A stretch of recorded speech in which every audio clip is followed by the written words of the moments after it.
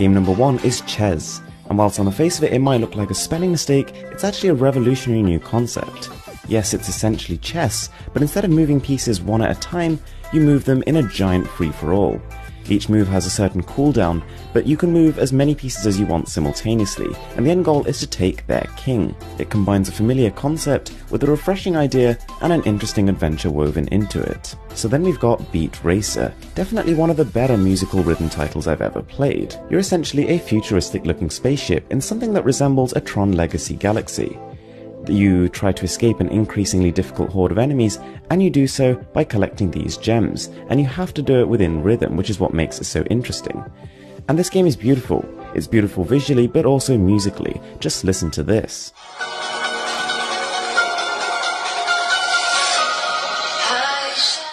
Next up, Epic Battle Simulator, one of the most refreshing takes on a wargame I've seen on a mobile device. And the title pretty much says it all.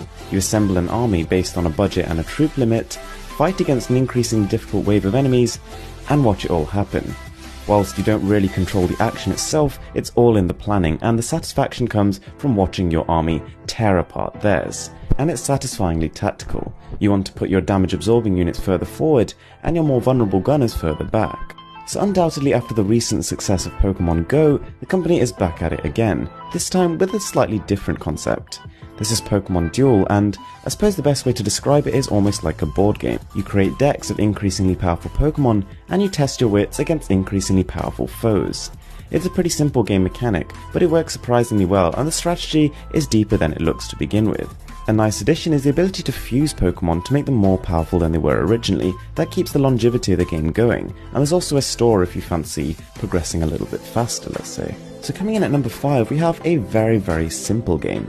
This is called Sand, and it's not a new idea at all. In fact, I kind of remember faintly 10 years ago playing this kind of game on Miniclip. You're a master of the elements, and the fun comes with seeing how they interact with each other. You could start building a forest using grass and water, and then set fire to it using napalm or C4. It really is more fun than it sounds. Next up, an extremely clever idea. This is a game called 12 Orbits, and until you see it in action, I don't think you'd believe this is a 12-player, multiplayer title playable on one smartphone.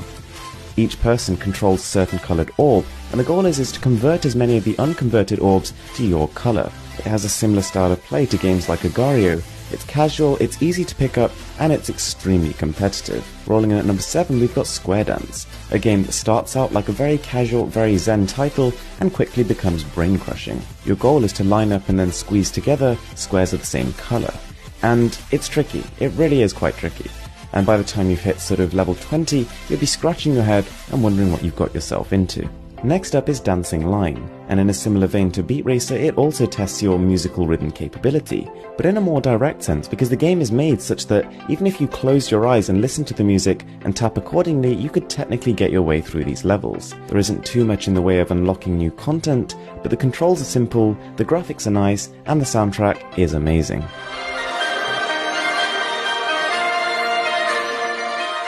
So at number 9 we've got Symmetria.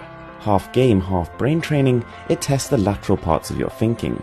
You're given one side of a puzzle and you've essentially got to complete it by mirroring it. And whilst it sounds simple, as soon as you introduce time constraints, as well as more complex levels, it really is quite testing. There's a good selection of levels to get through, and also the ability to play multiplayer on a single device. So then we've got Superslam.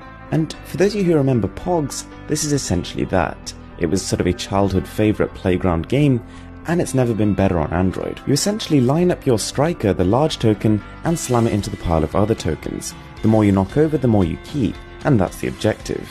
And the interesting dynamic, the little twist on it, is when you play against others, you play for keeps.